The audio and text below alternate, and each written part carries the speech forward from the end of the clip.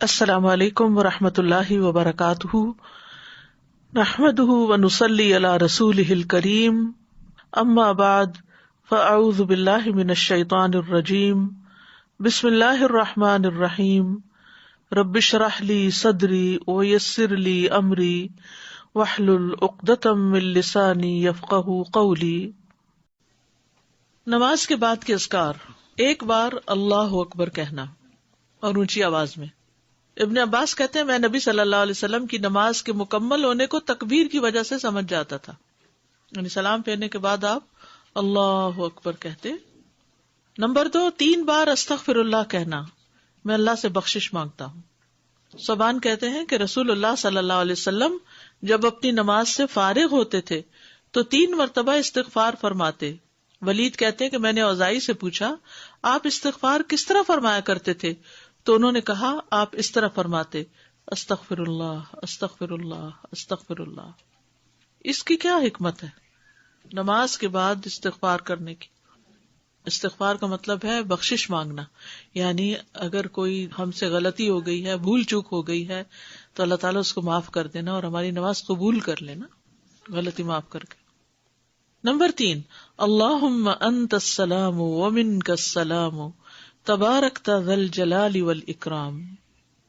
استغفار کے بعد صوبان رضی اللہ عنہ کہتے ہیں کہ رسول اللہ صلی اللہ علیہ وسلم جب اپنی نماز سے فارغ ہوتے تو 3 مرتبہ استغفار فرماتے اور یہی پڑھتے اللہم انت السلام آخر تک۔ نمبر 4، لا الہ الا اللہ وحدہ لا شریک لہ لہ الملک ولہ الحمد وہو علی کل شیء قدیر، 3 بار۔ حدیث ہے، مغیرہ بن شعبہ کے کاتب وارد سے مروی ہے کہ معاویہ رضی اللہ عنہ نے مغیرہ کو لکھا کہ کوئی حدیث جو آپ نے رسول اللہ صلی اللہ علیہ وسلم سے سنی ہو وہ مجھے لکھ کر بھیجیں۔ راوی نے بیان کیا کہ پھر مغیرہ رضی اللہ عنہ نے انہیں لکھا کہ میں نے آپ صلی اللہ علیہ وسلم سے سنا ہے آپ اپنی نماز سے فارغ ہونے کے بعد 3 مرتبہ یہ دعا پڑھتے۔ یہ پیغمبروں کی دعا ہے نا جو عرفہ کے دن سب پیغمبروں نے مانگی، لا الہ الا اللہ وحدہ لا شریک لہ لہ الملک ولہ الحمد وہو علی کل شیء قدیر۔ 5ویں دعا ہے، لا الہ الا اللہ وحدہ لا شریک لہ لہ الملک ولہ الحمد وہو علی کل شیء قدیر، اللہم لا مانع لما اعطیت ولا معطی لما منعت ولا ينفع ذا الجد۔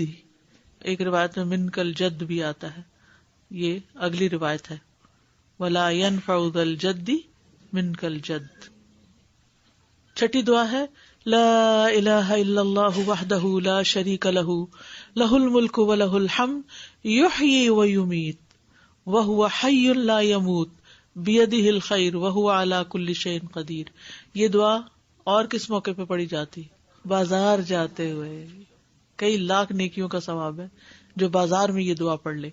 اللہم لا مانع لما اعطیت ولا معطی لما منعت ولا ينفع ذا الجد منک الجد۔ ترجمہ دیکھ رہے نا آپ سامنے، 3 بار پڑھنا، ٹھیک ہے، یعنی لا الہ الا اللہ وحدہ 3 بار اور پھر اللہم لا مانع۔ 7ویں دعا، لا الہ الا اللہ وحدہ لا شریک لہ لہ الملک ولہ الحمد وہو علی کل شیء قدیر، لا حول ولا قوة الا باللہ، لا الہ الا اللہ ولا نعبد الا ایاہ، لہ النعمۃ ولہ الفضل ولہ الثناء الحسن، لا الہ الا اللہ مخلصین لہ الدین ولو کرہ الکافرون۔ اس میں سے کچھ دعائیں ایاک نستعین میں بھی ہیں اور نمازوں کے بعد کے اذکار کا کارڈ بھی موجود ہے الگ سے، اس میں یہ دعائیں ہیں۔ پھر تحلیل کے کلمات، اس کے بعد تسبیحات، 33 بار سبحان اللہ، 33 بار الحمدللہ، 33 بار اللہ اکبر، اور 100 پورا کرنے کے لیے لا الہ الا اللہ وحدہ لا شریک لہ لہ الملک ولہ الحمد وہو علی کل شیء قدیر۔ اب تک سب سے زیادہ دعا کون سی آئی ہے؟ لا الہ الا اللہ وحدہ۔ سوچیے آپ کتنی دفعہ پڑھتے ہیں نماز کے بعد اس کو؟ 10 دفعہ تو صبح اور شام کے بعد پڑھتے ہیں۔ ابو ہریرہ رضی اللہ عنہ سے روایت ہے کہ جس نے ہر نماز کے بعد 33 مرتبہ سبحان اللہ، 33 مرتبہ الحمدللہ اور 33 مرتبہ اللہ اکبر کہا تو یہ 99 کلمات ہو گئے، اور 100 کا عدد پورا کرنے کے لیے لا الہ الا اللہ وحدہ لا شریک لہ لہ الملک ولہ الحمد وہو علی کل شیء قدیر کہہ لیا تو اس کے سارے گناہ معاف کر دیے جائیں گے، اگرچہ وہ سمندر کی جھاگ برابر ہوں۔ 1.5 منٹ لگتا ہے، 1.25 منٹ لگتے ہیں جس میں آپ یہ سارا عمل کر سکتے ہیں۔ اور اللہ سبحانہ وتعالیٰ کو وہ عمل زیادہ پسند ہے جو روزانہ کیا جائے، ادومھا، دوام سے کیا جائے، اللہ کہ کوئی مجبوری ہو۔ اس میں آپ دیکھیے نماز پڑھ لی آپ نے 10 منٹ میں، فرض پڑھ لیے، تو یہ 2 منٹ میں کیا مشکل ہے، 2 سے بھی کم منٹ لگتے ہیں۔ بعض روایات میں اللہ اکبر 34 بار پڑھنے کا بھی آتا ہے۔ یہ تسبیحات 10 دفعہ بھی پڑھی جا سکتی ہیں۔ عبداللہ ابن عمر سے مروی ہے کہ نبی صلی اللہ علیہ وسلم نے فرمایا 2 خصلتیں یا 2 عادتیں ایسی ہیں کہ اگر کوئی مسلمان بندہ ان کی پابندی کر لے تو جنت میں داخل ہوگا۔ پابندی اور وہ بہت آسان ہے، مگر ان پر عمل کرنے والے بہت کم ہیں۔ ایک یہ ہے کہ ہر نماز کے بعد 10 مرتبہ سبحان اللہ، 10 مرتبہ الحمدللہ اور 10 مرتبہ اللہ اکبر کہے تو زبان کی ادائیگی کے اعتبار سے 150 بار ہے، یعنی ساری نمازوں میں، مجموعی طور پر 5 نمازوں کے بعد، اور ترازو میں 1500 ہوں گے۔ اور جب سونے کے لیے اپنے بستر پر آئے تو 34 بار اللہ اکبر، 33 بار الحمدللہ اور 33 بار سبحان اللہ کہے۔ زبان کی ادائیگی کے اعتبار سے تو یہ 100 ہے، مگر میزان میں یہ تسبیحات 1000 ہوں گی۔ رات کو جو سوتے ہوئے پڑھے جاتے تسبیحات فاطمہ، سب تھکاوٹ اتارنے کے لیے۔ یقیناً میں نے رسول اللہ صلی اللہ علیہ وسلم کو دیکھا، آپ انہیں اپنے ہاتھ سے شمار کرتے تھے۔ صحابہ نے پوچھا، اللہ کے رسول یہ کیسے ہے کہ یہ آسان عمل ہے مگر ان پر عمل کرنے والے تھوڑے ہیں؟ آپ نے فرمایا، سوتے وقت میں کسی کے پاس شیطان آ جاتا ہے اور پہلے اس سے کہ وہ تسبیح پوری کرے وہ اسے سلا دیتا ہے، اور اسی طرح اس کی نماز میں شیطان آ جاتا ہے اور یہ تسبیحات پڑھنے سے پہلے ہی کوئی کام یاد دلا دیتا ہے۔ ہوتا تو یہی ہے نا، حقیقت ہے۔ آپ کو شاید میں نے پہلے بھی بتایا ہو کہ ہاتھ پر تسبیح پڑھنا جو ہے کچھ مشکل نہیں، اور دائیں ہاتھ پہ صرف کیسے پڑھیں گے آپ؟ سبحان اللہ سبحان اللہ سبحان اللہ، اور اوپر سے اب نیچے آ جائیے، سبحان اللہ سبحان اللہ سبحان اللہ سبحان اللہ سبحان اللہ سبحان اللہ، نیچے سے اوپر، اور پھر سبحان اللہ سبحان اللہ سبحان اللہ اوپر سے۔ تو یہ ہم 2 ہاتھوں پہ الگ الگ پڑھتے ہیں نا، اور بایاں ہاتھ بھی لگاتے ہیں، تو اس سے افضل کیا ہے ایک ہی ہاتھ پر 33 بار پڑھنا، اور جب یہ پورا ایک ہاتھ اوپر نیچے دونوں طرف ہو جائے تو 3 بس مزید پڑھ لینا۔ آپ کر کے دیکھیے، بہت آسان ہے۔ شروع میں جب مجھے پتا چلا کہ ایک ہاتھ پہ پڑھنا ہے تو میں تو بڑی پریشان ہوئی کہ میں تو ہر وقت کنفیوز ہی رہوں گی کہ کتنا پڑھا کتنا نہیں۔ تو پھر میں الحمدللہ عمرے پر گئی ایک بار، تو اس میں مدینہ میں تو مغرب کے بعد جیسے بیٹھ جاتا ہے نا عشاء تک، تو میرے ساتھ ہی کوئی جاپنیز لڑکی تھی یا کوئی کورین یا ایسی کوئی تھی، تو بہت اچھے طریقے سے ادب آداب کے ساتھ اپنے بیٹھی ہوئی ذکر کر رہی تھی۔ تو پھر اچانک میری نگاہ اس کے ہاتھ پر پڑی تو وہ یہی کر رہی تھی، اوپر سے نیچے نیچے سے اوپر۔ تو میں نے کہا اوہ اتنا آسان ہے، کیونکہ میں جب ایک ہی ہاتھ پہ 2 دفعہ پڑھتی تو کبھی کہتی پتہ نہیں پڑھا ہے 1 دفعہ پڑھا کہ 2 دفعہ۔ تو اس طرح اب اتنا آسان ہو گیا اور بڑے سکون سے پڑھا جاتا ہے۔ جہاں سے مرضی شروع کریں، جیسے آپ کا طریقہ ہے، میرا طریقہ چونکہ یہاں سے شروع کرنے کا تھا تو اس لیے نیچے سے 3 اوپر، تو اوپر سے نیچے 3۔ بعض لوگ تو 100 کے لیے پتہ نہیں یہ بھی بتاتے یہاں سے ایسے پھر ایسے پھر ایسے پھر ایسے، پھر مجھے جھنجٹ لگتا ہے، کیونکہ انگلیاں بھی مستنطقات ہیں نا، قیامت کے دن بولیں گی۔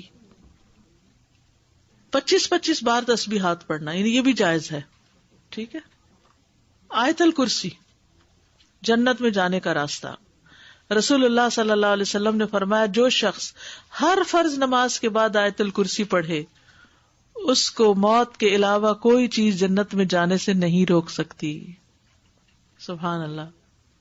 یعنی نماز پڑھی اور نماز کے بعد آیت الکرسی پڑھ کے آپ دیکھیے کتنی دیر لگتی ہے، شاید ہارڈلی منٹ بھی نہ لگتا ہو، اور یہ سب سے افضل آیت ہے۔ ابو ذر غفاری کہتے ہیں کہ میں مسجد حرام میں داخل ہوا اور رسول اللہ صلی اللہ علیہ وسلم کو اکیلے دیکھ کر آپ کے پاس آ کر بیٹھ گیا۔ میں نے کہا، یا رسول اللہ، کون سی آیت سب سے افضل ہے جو آپ پر نازل ہوئی؟ آپ نے فرمایا، آیت الکرسی۔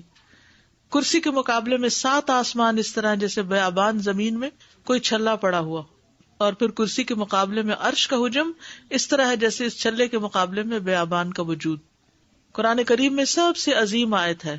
جو آپ نے ابی ابن کعب سے پوچھا تھا تو انہوں نے جب جواب دیا تو آپ نے فرمایا کہ ابو المنذر تمہیں علم مبارک ہو. اس کے پڑھنے سے ایک محافظ آ جاتا ہے اور شیطان قریب بھی نہیں پٹکتا. جنات سے بچانے والی آیت ہے یہ. وہ آیت سورۃ البقرہ میں ہے. اسے کوئی شام کو پڑھے گا تو صبح تک پناہ میں رہے گا, جو صبح پڑھے گا شام تک ہم سے پناہ میں رہے گا, یعنی جنات سے. معوذات, سورۃ الاخلاص, سورۃ الفلق, سورۃ الناس, یہ بھی ایک ایک بار پڑھنا ہوتی ہے نماز کے اذکار میں. عقبہ بن عامر کہتے ہیں کہ رسول اللہ صلی اللہ علیہ وسلم نے مجھے حکم دیا تھا کہ میں ہر نماز کے بعد معوذات پڑھا کروں. ہر نماز کے بعد معوذات پڑھا کروں. معوذات کی فضیلت کیا ہے؟ ان کی مثل پچھلی کتب میں کوئی صورت نہیں. یہ اتنی افضل صورتیں ہیں. رسول اللہ صلی اللہ علیہ وسلم نے فرمایا, اے عقبہ بن عامر, کیا میں تمہیں ایسی صورتیں نہ سکھاؤں جو نہ تورات میں نازل ہوئی, نہ زبور میں, اور نہ انجیل میں, اور نہ ان جیسی فرقان میں ہیں. تم پر ایک رات بھی ایسی نہ آئے کہ تم ان کو نہ پڑھو. جسے ہم کہتے ہیں نا ایک دن بھی نہ آئے, تو ایسے عربی میں کہتے ہیں ایک رات بھی نہ گزرے. رسول اللہ صلی اللہ علیہ وسلم نے فرمایا, تم نہیں دیکھتے کہ آج کی رات ایسی آیات اتری ہیں کہ ان کی طرح کبھی دیکھی نہیں گئی, اور وہ ہیں قل اعوذ برب الفلق اور قل اعوذ برب الناس. انتہائی بلیغ صورتیں ہیں. سب سے افضل تعوذ ہے یہ. پہلے نبی صلی اللہ علیہ وسلم اور کلمات پڑھتے تھے, جب یہ صورتیں نازل ہوئی تو اور ذکر چھوڑ کر انہی کو پڑھنے لگے. نظر بد سے کفایت کرنے والے کلمات ہیں, یعنی اگر کسی کو ڈر ہو کہ اس کو نظر لگے گی یا لگ چکی ہو تو اس کے علاج کے لیے بھی. ابو سعید سے روایت ہے, کہتے ہیں کہ رسول اللہ صلی اللہ علیہ وسلم جنوں اور انسانوں کی نظر بد سے پناہ مانگتے تھے, حتیٰ کہ معوذتین نازل ہوئی. پھر جب معوذتین نازل ہوئی تو آپ نے ان کو لازم پکڑ لیا اور ان کے سوا دوسروں کو ترک کر دیا. نمبر 11, ربی اعنی علی ذکرک و شکرک و حسن عبادتک. معاذ بن جبل کہتے ہیں کہ رسول اللہ صلی اللہ علیہ وسلم نے میرا ہاتھ پکڑا اور فرمایا, میں تم سے محبت رکھتا ہوں اے معاذ. میں نے عرض کیا, میں بھی آپ سے محبت کرتا ہوں یا رسول اللہ. تو رسول اللہ صلی اللہ علیہ وسلم نے فرمایا, تم پابندی سے ہر نماز میں یہ دعا مانگا کرو, ربی اعنی علی ذکرک و شکرک و حسن عبادتک. اور آپ نے یہ ان کو وصیت کی تھی کہ کبھی نہ چھوڑنا اس کو. نمبر 12, رب قنی عذابک یوم تبعث عبادک. اے رب, مجھے اس دن کے عذاب سے بچانا جس دن تو اپنے بندوں کو اٹھائے گا. پھر ہے نمبر 13, اللہم انی اعوذ بک من الکفر والفقر وعذاب القبر. کفر, فقر اور عذاب قبر سے تیری پناہ میں آتا ہوں اے اللہ. پھر اللہم اغفر لی ما قدمت وما اخرت وما اسررت وما اعلنت وما اسرفت وما انت اعلم به منی انت المقدم وانت المؤخر لا الہ الا انت. یہ اگلے پچھلے ظاہری باطنی سب گناہوں کی معافی کا اعلان ہے اس میں. پھر 15 نمبر پہ سبحانک اللہم و بحمدک استغفرک و اتوب الیک. اچھے عمل پہ مہر لگانے والے کلمات ہیں یہ, یعنی جو شخص کسی مجلس میں بیٹھے پھر اس سے کچھ غلط غلط باتیں ہو جائیں تو جب یہ کلمات آخر میں پڑھے گا تو وہ معاف ہو جائیں گے, کفارہ ہو جائے گی اس مجلس کا. نمبر 16, رب اغفر لی وتب علی انک انت التواب الغفور. ایک انصاری صحابی کہتے کہ میں نے رسول اللہ صلی اللہ علیہ وسلم کو نماز کے بعد یہ دعا 100 دفعہ پڑھتے ہوئے سنا, رب اغفر لی وتب علی انک انت التواب الغفور. پھر اللہم انی اعوذ بک من الجبن واعوذ بک ان ارد الی ارذل الامور واعوذ بک من فتنۃ الدنیا واعوذ بک من عذاب القبر. پھر ہے اللہم اغفر لی وارحمنی واہدنی وارزقنی. استاذہ, ان ساری دعاؤں کو آرڈر میں پڑھنا ضروری ہے یا کسی بھی آرڈر یہ میں تو پڑھ لکھنے کی سکتے ترتیب ہے, لیکن شروع کے جو ہے نا جی. اللہ اکبر استغفر اللہ استغفر اللہ وہ استغفر اسی اللہ آرڈر میں اللہم رہیں. انت السلام منک السلام, یہ آرڈر میں تینوں پڑھنا ہے.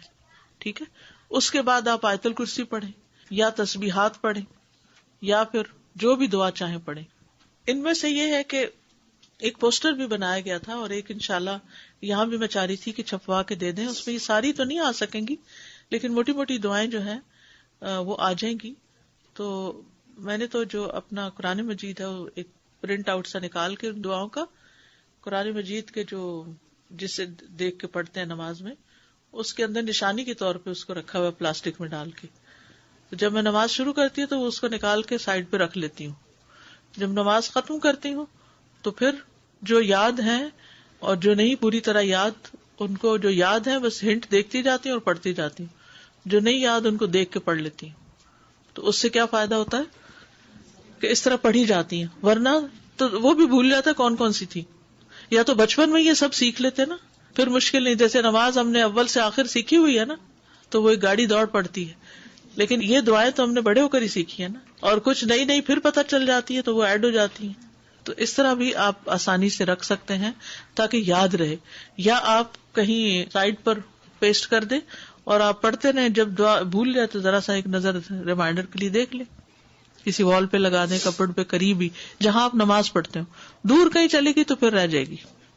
بک سٹور سے بڑا سا پوسٹر بھی ملتا ہے، اگر کسی کے گھر میں ایسی وال ہے جس پہ فل سائز پوسٹر آ جائے تو وہ بھی لگایا جا سکتا ہے. لیکن چھوٹے انشاءاللہ ہم چھپوا رہے ہیں تو وہ بھی آپ کو دے دیں گے. اردو انگلش ترجمے والے کارڈز کچھ موجود ہیں، اگر آپ وہ لے لینا، کیونکہ ہر وقت کتاب نہیں ساتھ اٹھائی جا سکتی. آپ کے بیگ میں ہو رکھا ہوا، کہیں بھی آپ سفر پر بھی ہیں، کہیں بھی ہو، نماز کے بعد بیگ سے نکال کے پڑھ لیتے ہیں. الہدا کی ایپ پر بھی ہیں، اس پہ ڈاؤن لوڈ کر لیں.